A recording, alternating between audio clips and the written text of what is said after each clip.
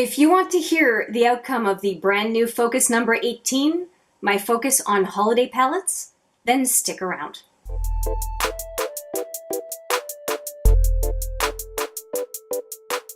All right, let's get this out of the way. If you like the content of this video, please give it a thumbs up. And if you like the content on this channel in general, why not subscribe? Hello, it's Hélène with another video. This video has been a long time coming. I know December 31st was 2 weeks ago and I haven't yet put up my brand new focus number 18, the outcome of it, how was it, and I am filming it for you today. What the brand new focus was, and I will put a link to the original intro here, is that I was going to work on 8 holiday palettes, both eye and face, during the month of December. And it just felt like a good time because December is a time where you have more opportunity to use festive looks and to use bold color out and about because it is kind of expected versus other times of the year. And so I decided to bring out some holiday palettes from holiday 2017 and a few additions from holiday 18 and use them up.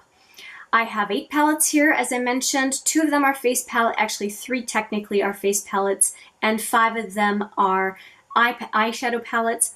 And I want to go through them from least to most used and explain why. My first palette that was the least used is the Natasha Denona palette, and it looks like this. And this is the Aries palette from last year. I wasn't as interested in the Joya, I think, palette that had the reds and the golds. This one spoke to me more, and probably because of the terracotta and the blue. And the interesting thing about this palette is that I found myself intimidated by it, and I don't know if it's the Natasha Denona name or the shadows, and I have trouble thinking it's the shadows because I've used far wilder shadows than this. But the only one I had swatched for a while was this blue, and finally I did a look. I will link it right here. I used all 5. In one shot, I used all 5, and I think the look I came up with was pretty good. I think it was maybe a little bit deep with the terracotta in the crease and onto the lower part of the brow bone, but I think it turned out okay. But I just decided not to do a safe look. I really wanted to push myself with this palette, and I don't regret it, but I only used it once. This is why it is the first one I am talking about. I think that the shadows were okay. I'm glad I got it on sale. I think I paid $44 Canadian. It was regular $61 at the beginning. 44 or 47. And essentially, I'm glad I bought a 5-pan to try the Natasha Denona shadows. I am not in a hurry to get another palette, although I had to talk myself out of the gold palette because I just think it's a ridiculous price, and I have successfully done so far. And now that I'm in my don't know by year, there's no way I'm getting the gold palette during 2019. I think it was like FOMO for waiting a full more year, but I think I'm over it. It's on my wish list still, but I don't think I feel that pull to it like I did before. Moving on to another bougie brand. This is the Pat McGrath, and I'm going to read it because I never remember it. It is the Mothership Sublime Bronze Temptation eyeshadow palette. And it looks like this. Now I have a few videos on this palette. I'm going to link all the videos associated with these palettes just in the description box below, as well as a few cards that you're seeing now and again. Because I have just too much content on these palettes to put them all in the cards. And this is what it looks like. I took the plastic off with the names because I can't stand having it lying around. But the shadows that were the most interesting to me, not surprisingly, were Supernova, and this one starts with a C. This one is Corruption, and you can see it's red to gold, depending on how you're looking at it. And it's a very gold, yeah, it's a goldy bronze. It's a very interesting, there are very interesting shifts in here. I did a total of 3 looks with it. The only one I have not used is this deep one. just didn't do a look that required anything quite that dark. This palette was $70 Canadian less 20%. That's $56. And I am thinking 6 shadows for $56. I could have had a couple of palettes, possibly a couple of palettes, 12 shadows each, almost for this price. And I'm talking about Sephora because I buy stuff on sale. And I'm going, was this worth it? And you know what? When I opened it and swatched it the first time, I was kind of confused because I don't think the packaging is great. The graphics are beautiful, but the packaging itself sucks. It doesn't open up all the way, and the cardboard breaks if you try to open it up the whole way.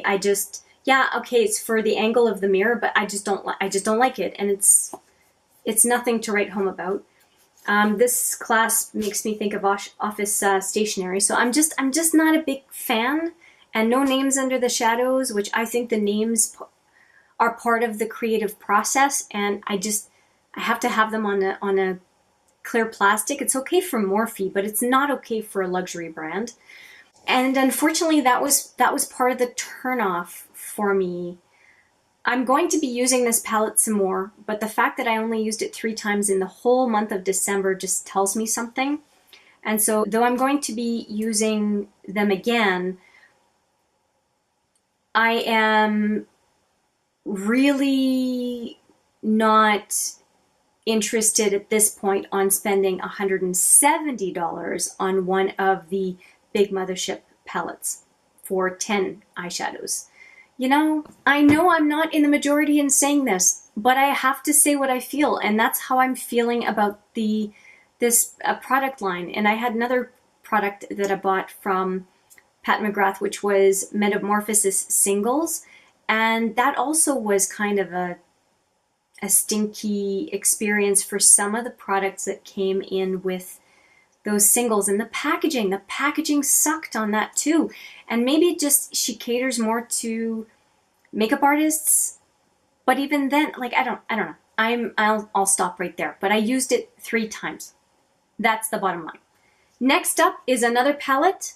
I have used this one 3 or 4 times. 3 for sure, but I'm just not sure about 4. And this is what it looks like. I definitely really like this one. I really like this one. The terracotta we can find in all sorts of places. And then this one is interesting. It's very, very foiled.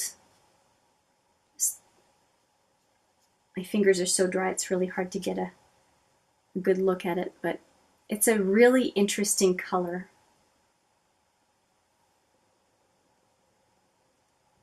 I hope it comes across. But anyway, it's nice on its own or as a topper. Really cool. Anyway, I did 3 looks for sure with this one. And I mean, the packaging. The packaging, solid packaging. Again, 6 shadows, but I'm not mad at this one. It has the mirror in it, and a solid closure that I appreciate.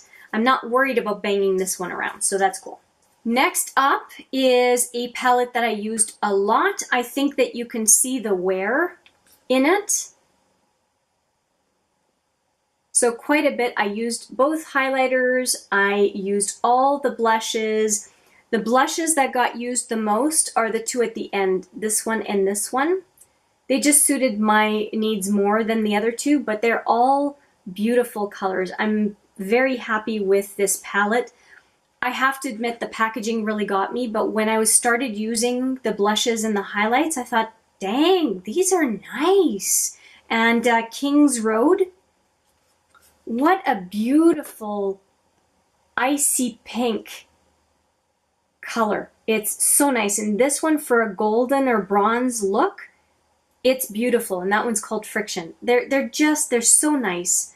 Really happy that I got this blush palette. It's just beautiful. The next 2 palettes are twins. They are the Estee Edit, now defunct Estee Edit from last year, and they're 2 palettes. I'll talk about the face palette first. It is the one out of the 2 that I used the most. And this is what it looks like, but I didn't use it all that much for a face palette. These two I used as highlights. This one I did use as a blush. And then these guys, if I did use them, they were on the eye. And actually, these I used on the eye as well. I just find that this is a nice neutral, shimmery neutral palette, and I don't necessarily need to use it for the face. But this blush, I have to say, this blush is really, really nice. It's it just has a little bit of sheen, but it doesn't have, it's not sparkly or glittery. It's really flattering. And so if you have this palette, bring it back out if you haven't used it for a while. It's a really good palette. And then this one also, this is the Gritty. Yeah, Gritty Eye Palette. I keep wanting to call it grimy. And I used every one of these shades. I did do one look that didn't turn out all that great with these two, but I do like the blue. This was just too dark. The green is neat. Burgundy. I mean, they're all really nice. Just really nice colors. I am very, very pleased that I got this palette and will continue to use it. I know it was limited edition. I know it's gone, but that is something that I used in the month of December. And I used them both a lot. But definitely the face palette I used the most.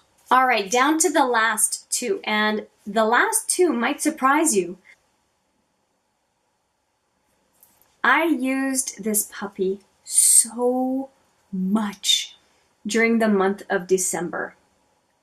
I loved it. It was a treat every single time. My favorites are Easy Go, Upon a Star, and Bashful.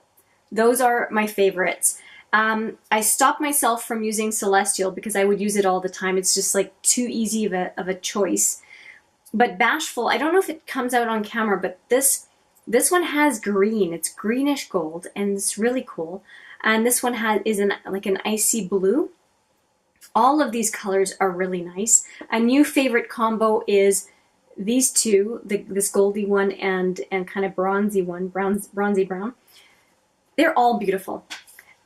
ColourPop, I only have one palette from them, but boy, this palette has tempted me in wanting to get other palettes. Is that proper grammar? Other palettes from ColourPop. I was really impressed by this palette. I think there was another one called Golden Hour. It didn't go over so well, but this one, I'm so disappointed they're not at Sephora Canada anymore, because it was an experiment, obviously, that went wrong, but gosh, yeah, I'm super happy that I have this in my collection.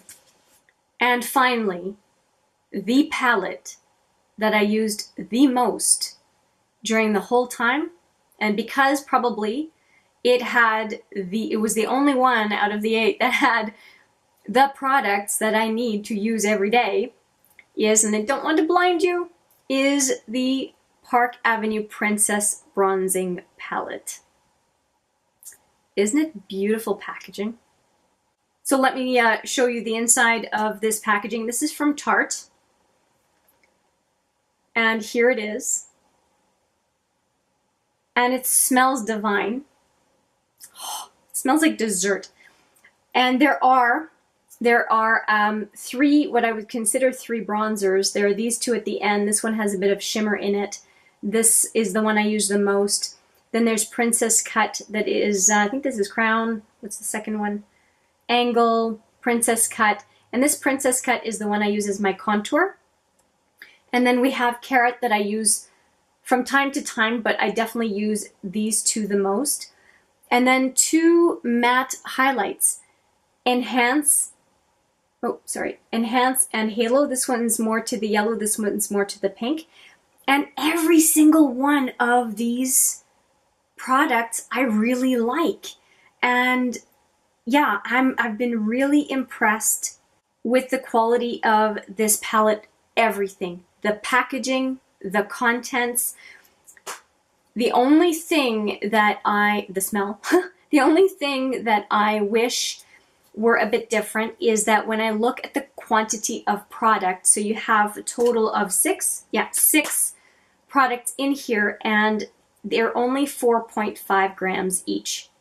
So 3 times 9, you have 27 grams of products total in this big palette, which doesn't seem like a lot. 18 to 25 grams for a bronzer or a blush is not uncommon. At least 20. Well, NARS is not like that. NARS Laguna is very few grams, but you get my drift. It's not a lot of product per category. So I already know I'm going to hit pan. Yes, I'm going to hit pan on at least a few of these. And when that happens, if I do pan completely anything, I will be saving this palette and repressing product that I have very little of left into this palette because, as I move the plastic, because it's gorgeous and I want to keep this packaging in my collection for as long as possible. Every time I pull it out, it brings me joy. And that is the case for a number of the palettes that I have here today. This one made me think holiday for sure, as did this one, as did these guys, right? Because of the sparkly finish on both sides. As did this one, right? I mean, and the Natasha Denona, the outside packaging and the colors inside make me think festive or a special occasion. This one winter, but not so much necessarily holiday. And then Pat McGrath, sure, holiday, but other stuff about the packaging kind of takes away from it. Like I said, the Natasha Denona, the holiday outside looks good, and the colors are definitely festive in my opinion. I am very pleased with the products that I did put into this brand new focus. I was a little bit surprised at the ranking in usage. I think the Park Avenue Princess, that was an obvious one, but I really had high hopes for the Pat McGrath palette just because of its recency and some of the colors. This was definitely a shock, but I would say that the 2 NARS palettes, especially the Hot Tryst, I knew it was going to be a treat to use it during December. So, and of course, it being kind of my only cheek option other than the Estee Edit, that I was probably going to go in for it quite a bit. But what I can say about the face palettes is I really wasn't drawn to use anything other than those during the month of December. So I used a heck of a lot of those products during that time. So I'm not sad. I used a couple of times, I think, the Concept Blush from Tarte, but for the most part, I used these palettes. So I'm pretty happy about that. I'm happy with this brand new focus. I'm happy with what I learned. I do like to use groups of palettes because there's no question, I track it. I can see what my behavior was at the end of the month. And whatever story I was telling myself about them before an experiment like this, it gets corrected by the end. And I'm always thankful for these brand new focus trials. And this was 18. I'm up to 20 now, brand new focus launches of brand new focuses or foci. But yeah, that is the outcome. I appreciate you hearing out what my behavior was during the month of December. And I look forward to some more brand new focus updates to bring you. The next one that I have, number 19, is, I believe, the Lancôme set. And you will see that one pop up pretty soon, the holiday set from Lancôme. And I was using those in conjunction with these. So yeah, anyway, let me know what you think of these palettes. Do you have some favorites? Are you surprised or delighted by some of the rankings? I would love to hear your comments down below. Thank you so much for watching. I really appreciate your time, and I look forward to seeing you in the next video. But for now, take care.